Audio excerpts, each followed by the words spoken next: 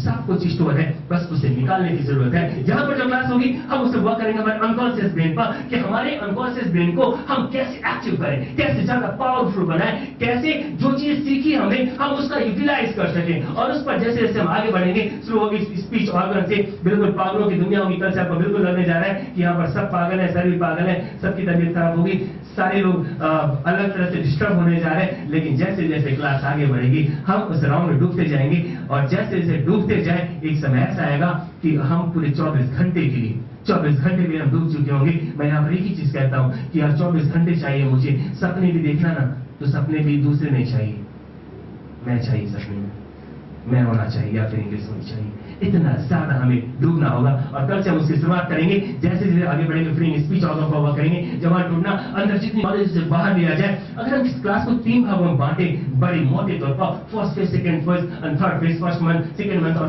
Third month पर, first phase में सिर्फ हम वर्क करेंगे, हमारे अंदर जो नॉलेज है हम उसे बाहर ले आए, हम बोलना शुरू कर दें। और यहाँ पर नवंबर 4th वीक में, लास्ट वीक में हम आपको क्लास से बाहर भेज देते हैं। आपको पब्लिक प्लेस पर भेज दिया जाता है और आपको बाहर जाके वहां इंग्लिश से बात करनी होती है। मतलब आपके इंग्लिश बोलने की शुरुआत सिर्फ 3 सप्ताह बाद, चौथे सप्ताह में हो जाएगी। आपको बाहर जाना है, यहाँ से क्लास में अननोन लोगों से मिलना है, और वहां से आपको इंग्लिश में बात करके यहाँ पर आनी है। तीसरे सप्ताह आते आते आप इंग्लिश बोलने लगेंगे, वहां शुरुआत होने लगेगी। उस बीच हम बहुत सारे राउंड शुरू करेंगे। हाँ, जो राउंड होंगे वो अलग तरीके के राउंड होंगे। अब एक सिंपल राउंड लीजिए, वेक्याबुलरी। आश्चर्य होगा कि वेक्याबुलरी पर पूरे 3 महीने में सिर्फ एक क्लास होगी।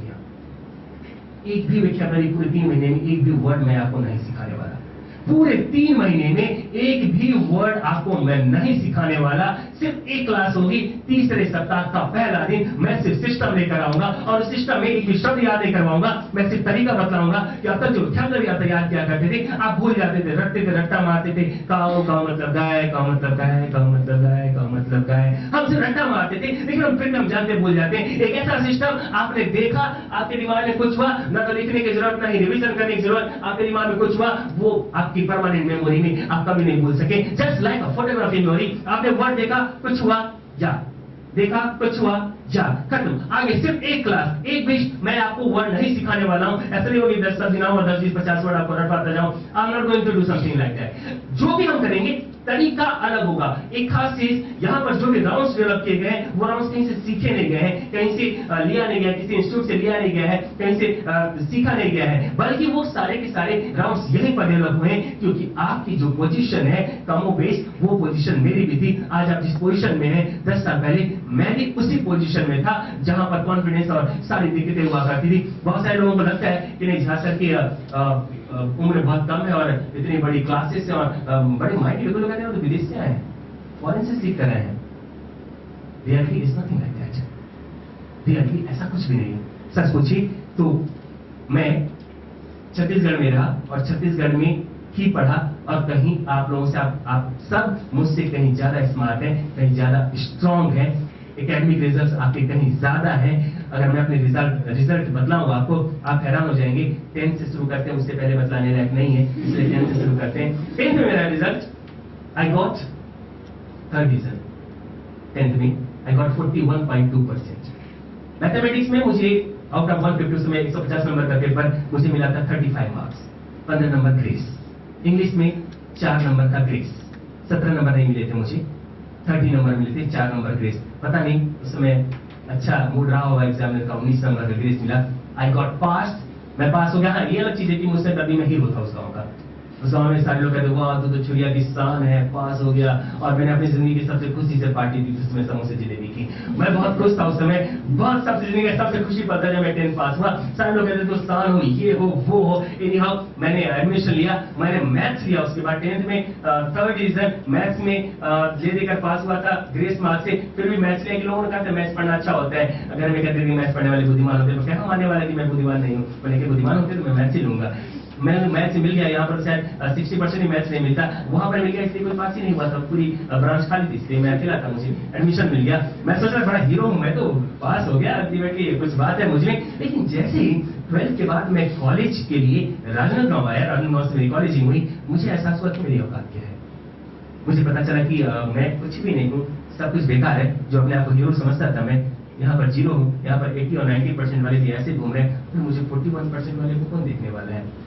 ले लेकर फिर भी इंडिया में तो सब कुछ हो जाता है। दिग्विजय कॉलेज था, वहां पर कट ऑफ पॉइंट 57% था। 12th में मैंने थोड़ी अच्छी मेहनत की थी, अच्छा रिजल्ट था, 47% कर लिया था मैंने।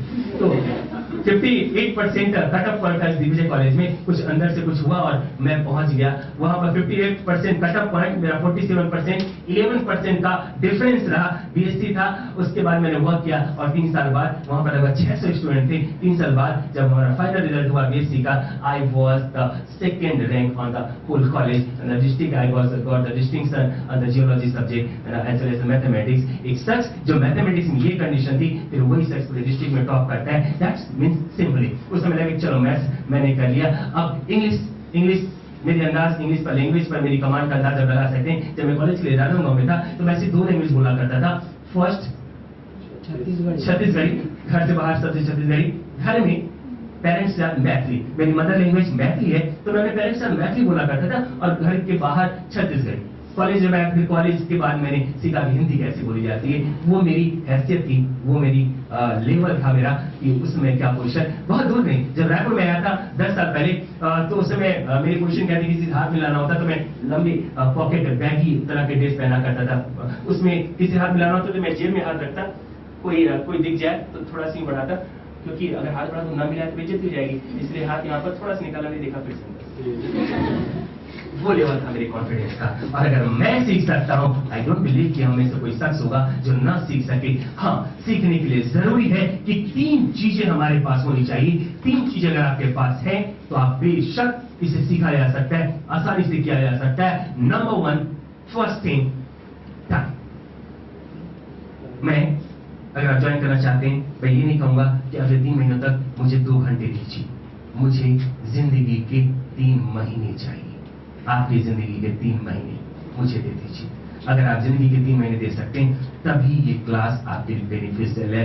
हर पल के लिए, 24 घंटे के लिए आप कुछ भी करें, आप अपना जॉब करें, आप कॉलेज या टीवी देखें, मेरा काम होता रहेगा। अवेयरनेस जरूरी होगा कि आप अवेयर रहें। जरूरी है कि आप मुझे पूरा का पूरा समय 3 महीने अगर मुझे दे सकते हैं, and I can make so beautiful कि जिंदगी में कभी हम याद करें आगे 40, 50, 60 सालों बाद, शायद आपको ये पल याद आएगा, ये 3 महीना याद आएगा जहां जिंदगी का टर्निंग पॉइंट होगा। अभी तक आपने जो पढ़ी है, जो नॉलेज जितनी है, अगर आप ये मानते हैं कि आप बहुत स्ट्रांग है, बहुत ज्यादा पढ़ लिया है, बहुत नॉलेज हो गया है, लेकिन मानी बहुत जल्दी आपको एहसास हो जाएगा कि आपकी बी की डिग्री, बीएससी और एमकॉम और एमएससी की डिग्री आपकी कितनी वैल्यूबल होने वाली है। जब आप देखेंगे कि 800 के रिसेप्शनिस्ट लिए किस तरह बीएससी और एमएससी के लोग लाइन लगा के खड़े होते हैं चपरासी की नौकरी के लिए, हमें एहसास हो जाएगा। एक बात तय है, अगर हमारे पास उन डिग्रीज की कोई वैल्यू नहीं होगी, जब तक हमारा कम्युनिकेशन परफेक्ट ना हो। मैथ्स में 100 में स्कोर किया कैसे बतलाओगे? सब जगह सर्टिफिकेट में देख ले 100%, नहीं कर सकते। आप कर सकते हैं with your turn, with your voice, with your language. आप लैंग्वेज से बताएंगे yes I deserve this, I have done this. और उसके लिए सबसे पहले जरूरत होगी टाइम।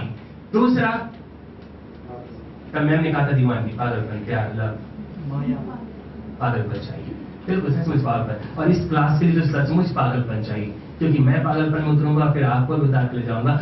बेशक पागलपन चाहिए, क्योंकि मैं चाहता हूँ सब कुछ बदल जाए। मुझे इंग्लिश सिखाने में बहुत ज्यादा इंटरेस्ट नहीं है, और मैं कोई इंग्लिश का टीचर भी नहीं हूँ। तो गुरुजी काइंड ऑफ पर्सन। एक बात चीज मैं शुरू में पहले बता दूं, मैं कोई गुरुजी नहीं हूँ। I'm not a गुरुजी, ना ही मेरी जिंदगी का कोई एम है कि मैं गुरुजी बन जाऊं और जिंदगी भर टीचर रहूं। मुझे इसमें भी कोई इंटरेस्ट नहीं है कि मैं जोड़ा छाप टीचर बनकर जिंदगी भर रह जाऊं, जिंदगी भर पढ़ाता रहूं। न ही ये इंग्लिश मेरा फील्ड है, ना ही मैं इंग्लिश पर वर्क करना चाहता हूँ। इस पर भी नहीं करना। हो सकता है 2-4 साल बाद ये क्लास कभी भी बंद हो सकती है, कभी मैं इसे वैनिश कर सकता हूँ, खत्म कर सकता हूँ। आई am not a teacher, I am just a motivator, I am just a system developer.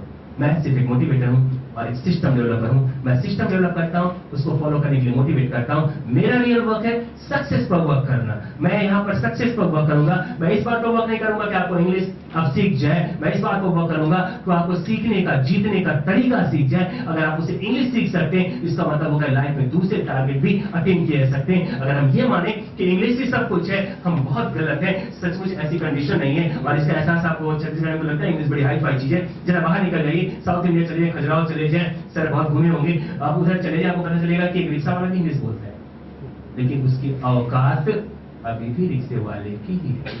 मतलब साफ है कि सिर्फ इंग्लिश बोलना इंपॉर्टेंट नहीं है, इंग्लिश बोलने के साथ वो सारी चीजें जो इंग्लिश बोलने वालों को इंप्रेसिव बनाती हैं, वो सारी चीज हमें आनी चाहिए। चाहे प्रेजेंटेशन